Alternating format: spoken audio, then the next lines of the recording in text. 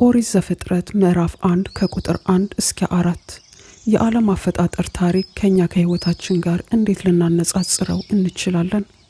በመጀመሪያ እግዚአብሔር ሰማይና ምድርን ፈጠረ። በዚያን ጊዜ ምድር ቅርጽ የሌላትና ባዶ ነበረች። ጨለማም በጥልቅ ላይ ነበር። መንፈስ በውሃው ላይ ይሰፍ ነበር። ከዚህ በኋላ እግዚአብሔር ብርሃን ይሁን አለ። ብርሃንም ሆነ። እግዚአብሔርም ብርሃንን መልካም መሆኑን አየ።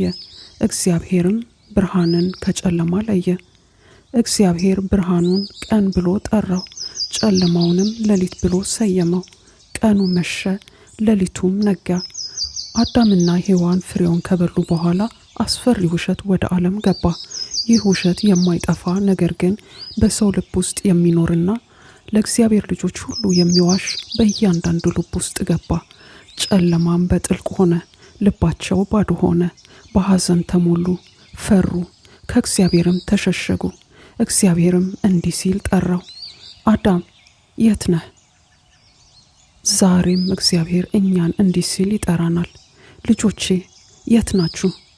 የዮሐንስ ወንጌል ምዕራፍ 3 ቁጥር 16 በእርሱ የሚያምን ሁሉ የዘላለም ሕይወት እንዲኖረው እንጂ እንዳይጠፋ እግዚአብሔር ዓለምን እጅግ ስለወደደው አንድያውን ልጁን ሰጠ። ኦሪት ዘፍጥረት ምዕራፍ 1 ቁጥር 3 እና 5 ከዚህ በኋላ እግዚአብሔር ብርሃን ይሁን አለ። ብርሃንም ሆነ። እግዚአብሔር ብርሃኑን ቀን ብሎ ጠራው፣ ጨለማውንም ሌሊት ብሎ ሰየመው። ቀኑ መሸ፣ ሌሊቱም ነጋ። ኢየሱስ ክርስቶስ ዛሬም እንዲህ ይላል፣ እኔ የዓለም ብርሃን ነኝ። እኔን የሚከተል ሁሉ የሕይወት ብርሃን ያገኛል፣ በጨለማም አይመላለስም። መንገድና እውነት ሕይወትም እኔ ነኝ። በእኔ በኩል ካልሆነ በቀር ማንም ወደ አብ የሚመጣ የለም። እውነት እውነት እላችኋለሁ፣ በእኔ የሚያምን ሰው የዘላለም ሕይወት አለው።